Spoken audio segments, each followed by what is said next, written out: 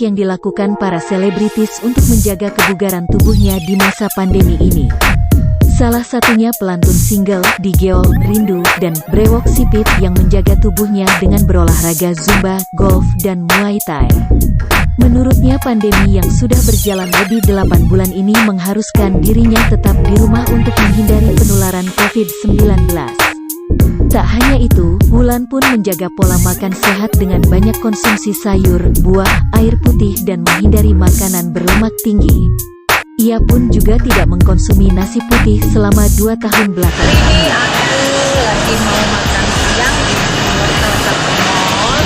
Kegiatan di pandemi ini ya lumayan nyibuk-nyibukin diri aja. Kita makan siang dulu yuk. Makan siang, nanti pulang ke rumah ada kegiatan Muay Thai. Biasa seminggu biasanya sempetin minimal seminggu 1 kali. Terus kita makan dulu yuk.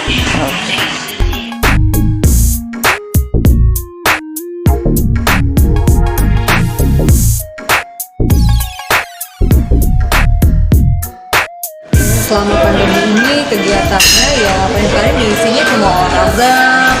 Itu seminggu harus disempetin harus olahraga, itu aja sih. Muay Thai, ya golf, terus Zumba, itu aja kegiatannya sambil jalan-jalan paling lah. Tapi jalan-jalannya tempat-tempat yang benar-benar menjaga peraturan pemerintah. Beberapa job yang sudah dikasih DP itu di cancel karena langsung adanya pandemi seperti ini gitu. Dan beberapa bulan yang lalu ada yang menawarkan untuk show di bulan Oktober, cuma saya belum berani menerima. Tapi insya Allah di bulan Desember udah ada untuk tahun baru. Insya Allah mudah-mudahan pandeminya selesai, jadi bisa berangkat di tahun baru dan tanggal 27 Desember kalau jadi sih ke Maluku insya Allah. Selain olahraga, makanan juga dijaga. Aku udah cukup lama nggak makan nasi, konsumsi nasi itu enggak. Tapi kalaupun aku pengen makan nasi itu beras merah. Dan kalaupun di rumah stok beras merahnya habis, terpaksa makan nasi putih, itu pun cuma 1 sendok dan buah-buahan. Udah itu aja sih, banyakin itu.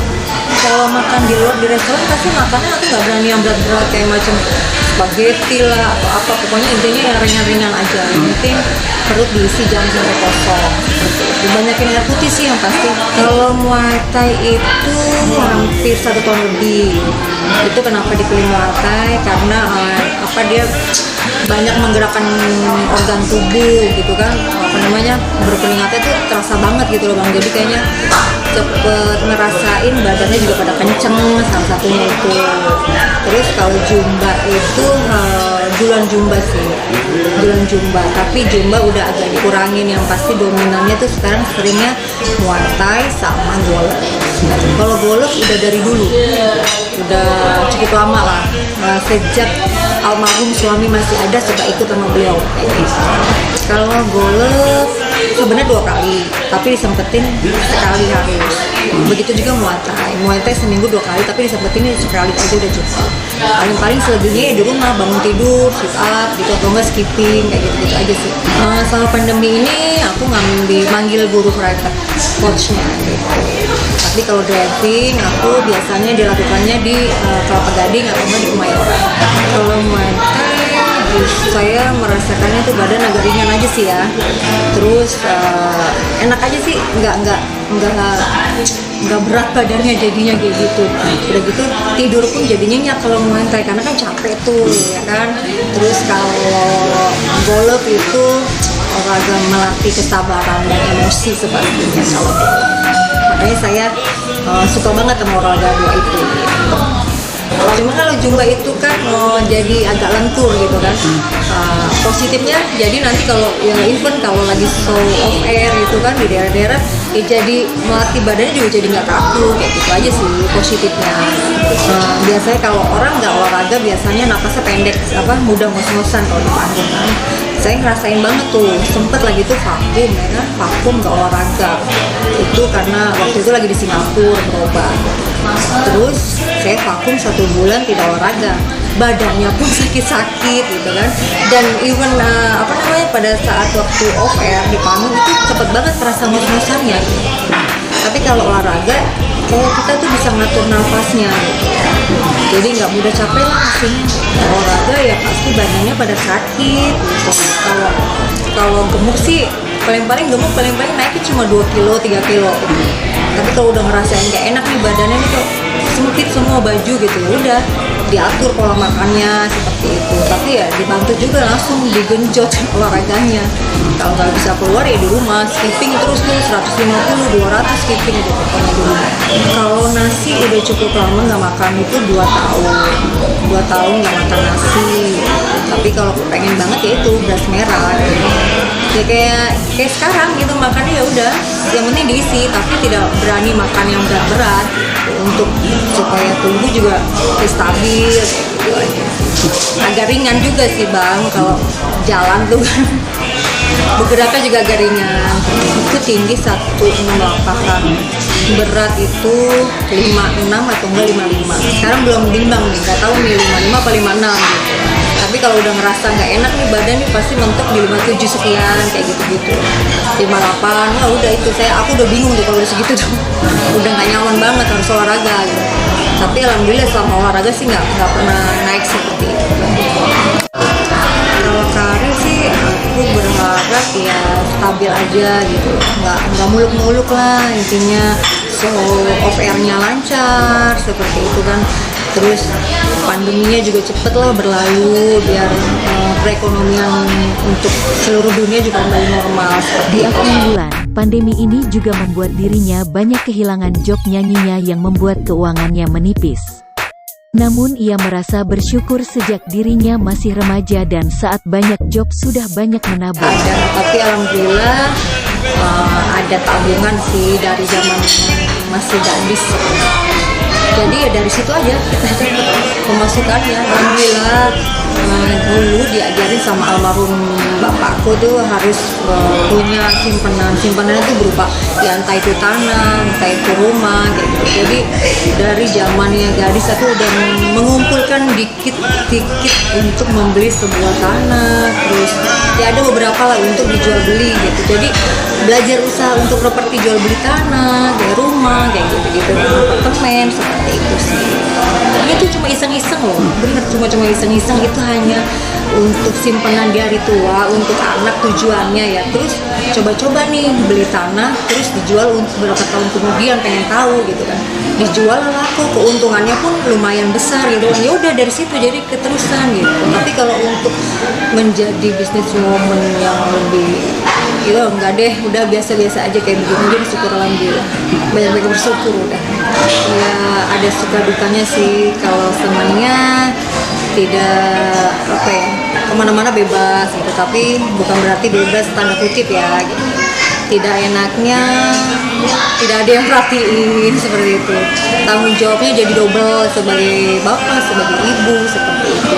Kalau aku disebut sama anak sama almarhum suami tuh Wonder Woman katanya perempuan tangguh, kata dia bilang kayak gitu. Cuma kan kita nggak tahu ya, itu menurut penilaian dari anak sama almarhum dan beserta sama keluarga. Karena dari dulu aku diajarin supaya mandiri, jangan ketergantungan sama orang. Harapannya perekonomian kita semua kembali normal, itu aja sih yang paling penting. Terus cepat berlalu, kesehatan juga kembali normal, tidak seperti semua banyak yang positif corona dan itu kan jadi kita jadi parno kemana-mana gitu. Yang penting utama itu perekonomian dunia kembali normal. Jadi terjun ke dunia entertain itu sebenarnya ada awal dari model. Dari SD suka ikut-ikut fashion show, terus ada di salah satu departemen store untuk membawakan foto kaos kayak gitu-gitu, nggak perlu disebut nama kaosnya ya. Terus setelah itu ikutlah sekolah sekolah vokal. Setelah sekolah vokal selama 1 tahun langsung diorbitkan sama gurunya gitu kan, dititipin zamannya dulu tuh Fluid Tirtaloka kalau nggak salah, taman rekreasi di Ancol seperti itu. Nah kok jadi keenakan nih nyanyi, udah terima job dong nyanyi, uangnya lancar gitu. Jadi selalu bentrok dengan apa namanya fashion show, dan hasilnya pun lebih menjanjikan di nyanyi. Jadi ya udah akhirnya kita fokusnya di nyanyi sampai sekarang. Keenakannya nyanyi, duitnya langsung keluar bang. Duitnya langsung keluar. Kita nego-nego, oke deal ya udah berangkat, ini DP udah berangkat. Sebelum tampil udah ini langsung dibayar. Hobi nyanyi sih bang. Terus memang sih keturunan dari bapak itu ada dari seni. Bapak itu dulu pemain di Jawa Tengah, itu pemain apa namanya wayang kayak gitu. Terus pemain apa namanya penari apa tuh Jawa tuh wayang apa gitu pokoknya. Terus wayang golek kayak gitu. Iya, sempat sekolah di daerah Senen di Konsol itu, sekolah vokal namanya di Pak Asdi Nur. Dia bekerja sama dulu sama Pak Haji Romai Rama, seperti itu. Dulu sekolah di situ selama 1 tahun vokal. Nah itu dia, saya juga bingung. Pokoknya main coba-coba apa, masuknya lagi itu di vokal dangdut gitu kan. Dicoba latih, terus vokalnya dapatnya malah sekarang ke dangdut terus. Mau coba ke pop, bawain pop, jadinya cengkoknya juga bawa dangdutnya. Jadi ya enaknya dangdut sih, udah enak aja pokoknya dibawa happy. Kayaknya sedih nggak kelihatan kayak gitu-gitu sih. Kalau orang-orang kan pasti punya ciri khasnya untuk goyangannya ya. Nah, kalau Wulan mah biasa aja, yang penting goyangnya sopan, seirama dengan musiknya, tidak berantakan di panggung, udah itu aja. Tidak seronok itu sih, tergantung sama pemikiran orang dan cara pandangan orang aja ya gitu aja sih. Menurut Wulan nggak mau menilai ini seronok nih goyangannya, ini enggak. Wulan nggak mau menilai seperti itu menurut penilaian orang masing-masing seperti apa, seperti itu aja sih. Dan orang mau pakaiannya mau seksi ya itu pribadinya dia sendiri, kayak gitu aja sih. Iya, suara juga iya, kalau Wulan performnya juga iya, seperti itu. Ya sih biasa-biasa aja deh bang, sedang-sedang aja. Nanti kalau dibilang suara, nanti lu kok suaranya jelek. Suaranya masih kalah sama ini